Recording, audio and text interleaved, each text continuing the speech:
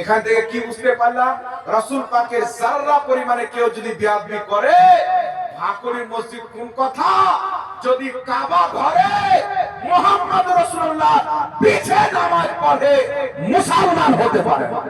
জি জি হক sir. আদবটার নাম হচ্ছে ঈমান। আরেকটা হাদিস শুনেন, ইমাম ইবনে কাসির রাহমাতুল্লাহ আলাইহি আল বিদায়া ওয়ান নিহায়াত এটা উল্লেখ করেছেন তারিখের কিতাবের মধ্যে। উনি লিখতেছেন হযরতে খালিদ বিন ওয়ালিদ রাদিয়াল্লাহু তাআলা আনহু একজন ব্যক্তিকে বললেন যে যাকাত দেওয়া বন্ধ করে দিয়েছিল, মুসলমান ছিল, নামের মুসলমান। তাকে হযরতে খালিদ বিন ওয়ালিদ বলতেছে তুমি যাকাত কেন দাও না? তো সেই লোকটা বলছে তোমাদের নবী, যেমনই তোমাদের নবী বলেছেন হযরতে খালিদ বিন ওয়ালিদ তার গর্দান মেরে দিয়েছেন, কতল করে দিয়েছেন। চতুর্দিকে হাঙ্গামা হয়ে গেল। হযরতে খালিদ বিন ওয়ালিদ একজন মুসলমানকে হত্যা করেছেন, নামাজিকে হত্যা করেছেন, দাড়িওয়ালাকে হত্যা করেছেন। আজীব ব্যাপার, কেন মুসলমানকে হত্যা করবে? খবর মদিনা শরীফ পর্যন্ত চলে আসলো। হযরত ওমর ফারুক শুনতে পেয়েছে খালিদ বিন ওয়ালিদ একজন মুসলমানকে হত্যা করেছেন, তিনি জালালে চলে এসেছেন। কে এত ক্ষমতা দিল খালিদ বিন ওয়ালিদকে, মুসলমানকে হত্যা করেছে? তিনি হযরত আবু বকর সিদ্দিকের নিকটে উপস্থিত হলেন। আমার আপনার নবী পর্দা করেছিলেন, হযরত আবু বকর সিদ্দিক রাদিয়াল্লাহু তাআলা আনহু প্রথম খলিফা ছিলেন। হযরত উমর ফারুক আবু বকর সিদ্দিক রাদিয়াল্লাহু তাআলা আনহুকে দিয়ে বলছেন, ওগো আমিরুল মুমিনিন, আমি শুনেছি খালিদ বিন ওয়ালিদ একজন মুসলমানকে হত্যা করেছে, আপনি এক্ষুনি তাকে চিঠি পাঠিয়ে ডাকে সে কেন মুসলমানকে হত্যা করলো তার কাছে জবাব চাই। হযরত আবু বকর সিদ্দিক রাদিয়াল্লাহু তাআলা আনহু চিঠি পাঠালেন। খালিদ বিন ওয়ালিদ চিঠি পেয়ে ফিরে মদিনাতে আসলেন। যেমনই মদিনা শরীফে এসেছেন, হযরত ওমর ফারুক হযরত খালিদ বিন ওয়ালিদ রাদিয়াল্লাহু তাআলা আনহুমের আপনার কলার ধরে নিয়েছে। কলার ধরার পর বলছেন, কে তোমাকে মারতে বললো? নিকটে ছিল যে উনি থাপ্পড় মেরে দিতেন। হযরত আবু বকর সিদ্দিক বলছেন, উমর দাঁড়াও, এ খালিদ বিন ওয়ালিদ তুমি তাকে কেন হত্যা করেছো, কারণটা বলো। হযরত খালিদ বিন ওয়ালিদ বলছে, আমি তাকে বললাম যাকাত কেন দাও না? সে বলছে তোমাদের নবী। ও তোমাদের নবী কেন বললো, তাই আমি তাকে কতল করে দিয়েছি। আবু বকর সিদ্দিক বলছে তুমি ঠিক করেছো, বলো সুবহানাল্লাহ। সুবহানাল্লাহ সুবহানাল্লাহ। এতটুকু কথা, তোমাদের নবী। আর তুমিও তো নবী কলমা পড়েছিলে, আমাদের নবী বলতে পারতে। তোমাদের নবী যখন বলেছে, খালিদ বিন ওয়ালিদ বলছেন আমি বুঝতে পারলাম এর মধ্যে নবীর ভক্তি কমে গেছে, আমি তাকে কতল করে দিয়েছি। কারণ যে নবীর নয়, না তার জমিনে বস হতে পারে, না খোদার দরবারে বস হতে পারে। সুবহানাল্লাহ সুবহানাল্লাহ। এইগুলো সাহাবায়ে কেরামের ঈমান আমাদেরকে কি শিক্ষা দেয় বাবা? হযরত আবু উবাইদা বিন জাররাহ যুদ্ধের ময়দানে গিয়েছে, বাপ নবীর বিপক্ষে কাফিরের পক্ষে এসেছে। হযরত আবু উবাইদা বিন জাররাহ নবী পাকের পক্ষে গিয়েছে, লড়াই চলতে আছে। হযরত আবু উবাইদা নবী পাকের নিকটে উপস্থিত হয়ে বলছেন, হুজুর আমাকে অনুমতি দেন, আমি আমার বাপের সঙ্গে লড়াই করব। কারণ আমার বাপ অনেক শক্তিশালী ব্যক্তি, যেই সেই ব্যক্তি তার সঙ্গে লড়াই করে পারবে না পৃথিবীর মুসলমান। হযরতে আবু উবাইদা রাদিয়াল্লাহু তাআলা আনহু কি করলেন? নবী পাকের কাছে অনুমতি চাইলেন। আল্লাহর নবী বললেন, না, তুমি অন্য কারোর সঙ্গে গিয়ে লড়াই করো, তোমার বাপের সামনে যেও না। যদি বাবার সঙ্গে লড়াই করো তাহলে মুনাফিকরা ইসলামকে বদনাম করবে। মুহাম্মদ সাল্লাল্লাহু আলাইহি সাল্লাম এমন একটি দিন নিয়ে এসেছে যে ইসলামের বাপ বেটাতে লড়াই করে। তো নবী পাক নিষেধ করে দিলেন। হযরত আবু উবাইদা বিন জাররাহ চলে গেলেন, লড়াই করতেছেন। দেখতেছেন তিনার বাপের সামনে শাহাদ যাচ্ছেন, শহীদ হয়ে যাচ্ছেন। হযরত আবু উবাইদা বিন জাররাহ রাদিয়াল্লাহু তাআলা আনহু বাপের সামনে ঝাঁপিয়ে পড়ে নিজের বাপকে কতল করে দিলেন। বেশক। কাকে কতল করলেন বাবা? ইমাম বাইহাকী এই হাদিসটিকে সংকলন করেছেন। বাপকে কতল করার পর হযরত আবু উবাইদা বিন জাররাহ জমিনে ঘুটনাকে ফেলে চিৎকার মেরে কান্না করছে। সাহাবায়ে কেরাম বলছেন, আবু উবাইদা কেন কান্না করছো? বাপকে মেরেছো তাই? বলছে, বাপকে মেরেছি তাই কান্না করি না, আমি কান্না করছি নবী পাক নিষেধ করেছিলেন আর আমি আমার বাপের সামনে চলে এসেছি, নবীর কথা রাখেনি। নবী পাক যদি নারাজ হয়ে যায় তো আল্লাহ নারাজ হয়ে যাবে, এই জন্য আমি কান্না করছি। সাহাবায়ে কেরাম বলছেন, চলো রাসূলের দরবারে। নবী মুস্তাফার দরবারে উপস্থিত হয়ে গেলেন।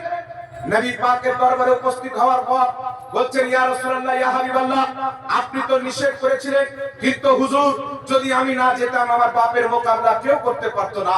আমি তলোয়ার চালাতে শিখেছি, আমার বাপের কাছে শিখেছি। জানে আমার বাপ কিভাবে যুদ্ধ করে, কিভাবে লড়াই করে। এর জন্য আমি ছাড়া আর কোনো বিকল্প ছিল না, তাই আমি আমার বাপকে হত্যা করেছি। হুজুর আপনি নারাজ তো হননি? রাসূলের পাক বলছে তুমি আল্লাহকেও রাজি করেছো, আল্লাহ নবী মুহাম্মদ রাসূলুল্লাহকে। তোমার প্রতি আল্লাহ রাজি, তোমার প্রতি নবীও রাজি। এই কথা যখন হযরতে আবু উবাইদা শুনলেন, গলা থেকে পাগড়ির কাপড়টা খুলে এইভাবে ঝুলাতে লাগলেন, আল্লাহু আকবার বলতে বলতে যেতে লাগলেন। আমার নবী সমস্ত সাহাবীকে লক্ষ্য করে বলছে, এ আমার সাহাবী, যদি জান্নাতি দেখতে চাও আবু উবাইদাকে দেখো, সে আমার মহব্বতে আপন বাপকে হত্যা করেছে, জাহান্নামের আগুন খোদা হারাম করে দিয়েছে। সুবহানাল্লাহ সুবহান। আরে বলেন তো বাবা, সাহাবায়ে কেরাম কেমন নবীকে মহব্বত করতেন? আল্লাহ পবিত্র কোরআনে বলছেন, ইয়া আইয়ুহাল্লাযীনা আমানু লা তাত্তাখিযু আবাআকুম ওয়া ইখওয়ানাকুম আউলিয়া ইলা আখিরিল আয়াত। আল্লাহ পাক বলছেন, হে ঈমানদার, যদি তোমার আপন বাপ, যদি তোমার আপন ভাই ঈমান আনার পর, নিজেকে মুসলমান বলার পর, নামাজ পড়ার পর, রোজা রাখার পর, হজ করার পর, যাকাত দেওয়ার পর যদি কুফরিকে পছন্দ করে, অর্থাৎ আল্লাহ বা তার নবীর সামান্য পরিমাণে বেয়াদবিকে পছন্দ করে, আল্লাহ পাক বলছেন তোমার আপন বাপ থাকলেও তার সাথে সম্পর্ক থাকতে পারে না, আপন ভাই থাকলেও সম্পর্ক থাকতে পারে না। বেশক। তাহলে ইসলাম কত নবীর ব্যাপারে, আল্লাহর হাবিবের ইজ্জতের ব্যাপারে কত ইসলাম কঠোরতা অবলম্বন করেছেন, কত ভাবে মানুষকে ইমানদারকে টাইট করেছেন, মজবুত করেছেন। কারণ পৃথিবীর মুসলমান, নবী পাকের মহব্বত হচ্ছে ইমানের আত্মা। আত্মা যদি শরীর থেকে বেরিয়ে যায়, হাত 2 দিন পর পচে যাবে, পা সরতে আরম্ভ করবে, দেহ সরতে আরম্ভ করবে। তো যদি আপনার ঈমান বেরিয়ে যায়, ঈমানের জান যদি চলে যায়, নামাজ রোজা বেকার হয়ে যাবে। এই জন্য নামাজ রোজা কবুল করানোর জন্য নবী মুস্তাফার আদব করা জরুরি আছে। আছে কি নাই বাবা? ইমাম কাজী আয়াদ রাহমাতুল্লাহ আলাইহি, চারটা কই দিই। ইমাম কাজী আয়াদ রাহমাতুল্লাহ আলাইহি নিজের কিতাব আশ-শিফার মধ্যে লিখতেছে, যদি কোন ব্যক্তি রাসূলের পাকের চুল মুবারককে চুলওয়া বলে দেয়, নবী পাকের জুতো মুবারককে জুতোয়া বলে দেয়, ওই ব্যক্তিও মুসলমান থাকবে না। নবীর জুতোর ইজ্জত করাও উম্মতের উপরে জরুরি, নবীর চুলের ইজ্জত করাও উম্মতের উপরে জরুরি। তাহলে যেই নবীর জুতোর বেয়াদবি করলে মানুষ ইসলাম থেকে বেরিয়ে যায়। আপনারা বলেন তো বাবা, যদি কোনো বক্তা বলে, যদি কোনো মৌলবি বলে যে নবীর মুখে গন্ধ ছিল, তার ঈমান থাকবে? এটা মৌলবি বলে না, আমি মিথ্যা বলছি? বলেছে, এই কথা বলে কাজ্জাব বিন ইবলিস বলেছে। বাংলাদেশের মৌলবি বলছে, আহলে হাদিসের মৌলবি, যে নবী পাকের মুখে গন্ধ ছিল। বুখারী মুসলিমের হাদিস বলছে নবীর দেহ দিয়ে খুশবু বের হতো। কিয়ামত পর্যন্ত এরকম জিনিস দেখাতে পারেন। আগে চল পৃথিবীর মুসলমান, নবী পাকের কেউ যদি চুল পরিমাণে বেয়াদবি করে, সেই ব্যক্তি মুসলমান থাকে না। একজন মুনাফিক বলেছিল যে আল্লাহর নবী তো গায়েব জানে না। আল্লাহ আয়াত নাযিল করেছিলেন, লা তা'তাযিরু কাফারতুম বাদা ঈমানিকুম। তুমি আমার নবীর ইলমের প্রতি আমল তুলেছো, জ্ঞানের প্রতি আমল তুলেছো, ঈমান আনার পর তুমি কাফির হয়ে গেছো। কে কাফিরের ফতোয়া দিলেন? আল্লাহ। কার উপরে ফতোয়া দিলেন? যে রাসূলুল্লাহর পিছে নামাজ পড়তো, রাসূল পাকের মজলিসে বসতো, কিন্তু মুনাফিক ছিল, নবীর ইলমের প্রতি, ইলমে গায়বের প্রতি আমল তুললো। আজকে কত মৌলবি আছে বলেন নবী গায়ব জানে না, বলে না বাবা? হ্যাঁ, বলে বলে। তো বলছে নবী যদি গায়ব জানে, এটা কেউ মানে তো মুশরিক হয়ে যাবে। কেন? যে আল্লাহও গায়ব জানেন, নবীও গায়ব জানেন, তো মুশরিক হয়ে গেল না? আল্লাহও কথা বলে, তো তুই কেন কথা বলছিস? মুখটা সিলাই করে নে নাকি? আল্লাহ দেখে, তো তুমি কেন দেখো? চোখটা অন্ধ করে নাও। আল্লাহ পাক আলিম, তুমিও নিজেকে আলিম বলো। তো আল্লাহ পাক নিজে থেকে দেখে, আমরা আল্লাহর দেখাতে দেখি। তো আল্লাহ নিজে থেকে গায়ব জানে, আর আমার নবী আল্লাহ পাকের জানাতে গায়ব জানে। সুবহানাল্লাহ বলা। একটা আপনাকে হাদিস বলার পূর্বে বলতে চাই বাবা, আমার হাতে একটি কিতাব দেখছেন, সিরাতে মুস্তাকিম। কি নাম বললাম? এই কিতাবটা হচ্ছে সিরাতে মুস্তাকিম। ছেপেছে কোথায় থেকে? দারুল কিতাব দেওবন্দ। এই কিতাব দেওবন্দ থেকে ছেপেছে, লেখকের নাম হচ্ছে আল্লামা ইসমাইল দেহলভি। ভারতবর্ষের মাটিতে বাংলাদেশ, পাকিস্তান, ভারত যখন একটাই দেশ ছিল, ইংরেজদের হুকুমত ছিল, ওই সমাজে ওয়াহাবি মতবাদের সর্বপ্রথম যে কিতাব যিনি ছাপেন একটি কিতাব তাকওয়াতুল ঈমান, প্রথম যে প্রচার করে উনি হচ্ছেন ইসমাইল দেহলভী। ইনি ওনার কিতাবের মধ্যে কি লিখছেন? এই কিতাবের পৃষ্ঠা নাম্বার 148 নাম্বার পৃষ্ঠার মধ্যে কি লিখছেন আমি আপনাদের সম্মুখে বলে দিচ্ছি, বাবা ফয়সালা আপনারা করেন কথাটা ঠিক না ভুল।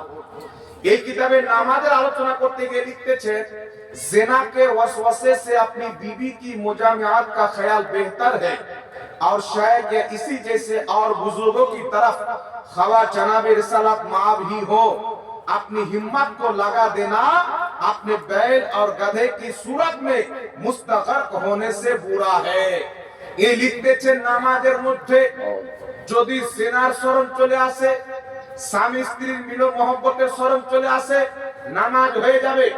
গরু গাধার শরণ যদি চলে আসে, নামাজ হয়ে যাবে। যদি নবী পাকের শরণ চলে আসে তো নামাজ হবে না। এটা গরু ছাগলের শরণ চাইতেও নিকৃষ্ট। নাউজ বিল্লাহ, নাউজ। এটা কোন মুসলমান লিখতে পারে? তাহলে এর আকীদা যারা মেনে চলবে তাদের ঈমান থাকবে না, কোনো ঈমানে থাকতে পারে না। শুধু তাই নয়, পৃথিবীর মুসলমান আরেকটি কিতাব আপনাদেরকে দেখাচ্ছি, তাকওয়াতুল ঈমান। এই দেখেন আমার হাতে একটি কিতাব আছে, কিতাবটির নাম হচ্ছে তাকওয়াতুল ঈমান। এই অখণ্ড ভারতের মাটিতে দেওবন্দীদের প্রথম কিতাব এবং আহলে হাদিসদের প্রথম কিতাব, দুই গ্রুপের এবং তাবলীগী জামাত এদের সকলের গ্রহণযোগ্য কিতাব। এটা হচ্ছে তাকওয়াতুল ঈমান। ভারতবর্ষের মাটিতে ওয়াহাবি মতবাদে সর্বপ্রথম যে কিতাব ছাপা হয় এটা হচ্ছে তাকওয়াতুল ঈমান। এই কিতাবকে ইংরেজরা ইংলিশ ভাষাতে এই কিতাবের অনুবাদ করে ফ্রিতে গোটা ভারতে বন্টন করেছিল। এই কিতাবের মধ্যে কি লিখেছে? এই কিতাব দেওবন্দীদের নিকটে কোরআনের চাইতে কম মর্যাদা রাখে না। ফাতাওয়া রশিদের মধ্যে রশিদ আহমদ গাঙ্গুহি দেওবন্দি জামাতের প্রতিষ্ঠাতার মধ্যে তিনি একজন। উনি লিখতেছেন এই কিতাব প্রত্যেক বাড়িতে রাখা অপরিহার্য। প্রত্যেক বাড়িতে রাখা এই না ইসলাম, রাখতেই হবে। মানে কোরআন যদি করি বাড়িতে না থাকে সমস্যা নাই, যদি এই কিতাব না থাকে আর ঈমান থাকবে না। মানে এমন এই কিতাবকে বানিয়ে দিয়েছেন কোরআন চাইতেও বড় দরজা দিয়েছে। আচ্ছা বলেন তো বাবা, কোরআন চাইতে কোন কিতাবের সম্মান বেশি হতে পারে? না, জোরে বলতে হবে। আর কেউ যদি এইরকম কিতাবকে যারা কোরআন চাইতে বেশি বলেছে, দেওবন্দি হানাফি, মনে রাখবেন হানাফি এখন দুই দলে বিভক্ত। একটা হচ্ছে সুন্নি হানাফি যেটা প্রকৃত হানাফি, একটা হচ্ছে দেওবন্দি হানাফি। দেওবন্দি হানাফিটাকে যারা হানাফি নামটা চুরি করে নিয়েছে, আসলে এরা হচ্ছে ওয়াহাবি। হানাফিদের মসজিদ এলাকাকে দখল করে তাদের ঈমান নষ্ট করার জন্য তারা ডুপ্লিকেট হানাফি সেজেছে। বিলকুল হক है। কথা বলতে পারছেন কি করেন না? জি জি জি। এখন এই কিতাবের মধ্যে কি লিখেছে একটু লক্ষ্য করেন। আহলে হাদিসের গ্রহণযোগ্য কিতাব, দেওবন্দীদের গ্রহণযোগ্য কিতাব, তাবলীগী জামাতের গ্রহণযোগ্য কিতাব। জি জি জি। এই কিতাবে পৃষ্ঠা নাম্বার 50 নাম্বার পৃষ্ঠার মধ্যে ইসমাইল দেহলভী ওয়াহাবি দেওবন্দি ইনাদের সবচাইতে বড় ইমাম। আচ্ছা বলেন তো বাবা, এটা পড়ে শোনাতে পারি কি পারি না? বই তো লেখা হয় কি জন্য? প্রচার করার জন্য। আমি যদি একটা বই লিখি, আমার বই পড়ে কেউ যদি কাউকে শোনায় তো আমি তো তার শুকরিয়া আদায় করব না, কি বলে? এই কিতাবের 50 পৃষ্ঠার মধ্যে লিখতেছে যে ইনসান আপস মে সব ভাই है। মানুষ নিজের মধ্যে সবাই হচ্ছে ভাই। जो बड़ा बुजुर्ग है वो बड़ा भाई, যে বেশি বুজুর্গ বড় সম্মানিত ব্যক্তি আল্লাহ वाला ব্যক্তি তারা বড় ভাই। সো उसकी बड़े भाई किसी ताजीम कीजिए, তার সম্মান বড় ভাইয়ের মতন করেন। মানে খাজা মঈনুদ্দিন চিশতি, গৌসে আজম, ইমামে আজম, ইমাম বুখারী, ইমাম মুসলিম ইনাদের সম্মান বড় ভাইয়ের সমতুল্য করেন। তারপরে লিখতেছেন और मालिक सबका अल्लाह है, সবার মালিক আল্লাহ। অবশ্যই বান্দাগি উसी को चाहिए, তারই বন্দেগি করতে হবে, ইবাদত করতে হবে, এটা ঠিক। তারপর লিখতেছেন इस हदीस से मालूम हुआ कि औलिया अंबिया সমস্ত ওলি, সমস্ত নবী, আমাদের নবী পর্যন্ত ইমাম সাদায়ে, ইমাম বুখারী, ইমাম মুসলিম যত ইমাম আছে বা তাদের আলো আওলাদ, পীর ওয়া শহীদ, হক্কানি পীর বা বড় বড় শহীদ, হযরত উমর ফারুক, হযরত ইমামে হুসাইন, তারপরে লিখতেছেন আল্লাহকে মুকাররব জিতনে বান্দে হে, আল্লাহ পাকের যত নিকটবর্তী বান্দা আছে, মকবুল বান্দা আছে, গ্রহণযোগ্য বান্দা আছে, সব ইনসান হি হে, সবাই হচ্ছে মানুষ।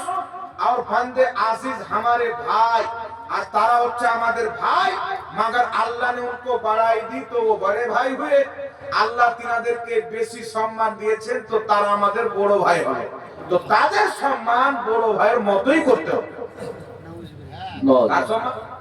নবীদের সম্মান বড় ভাইয়ের মতো করতে হবে, আমার নবীর সম্মান বড় ভাইয়ের মতো করতে হবে।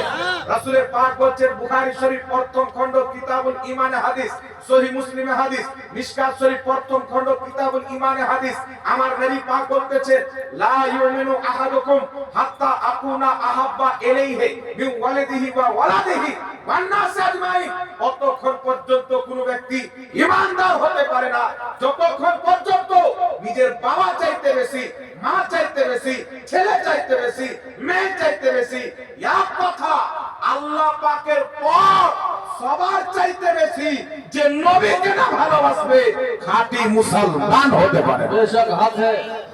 আরে এটা হাদিসের খেলাফ হলো কি হলো না? সহিহ হাদিসের বিপরীত হলো কি হলো না? এবার চলেন বিরাদ ইসলাম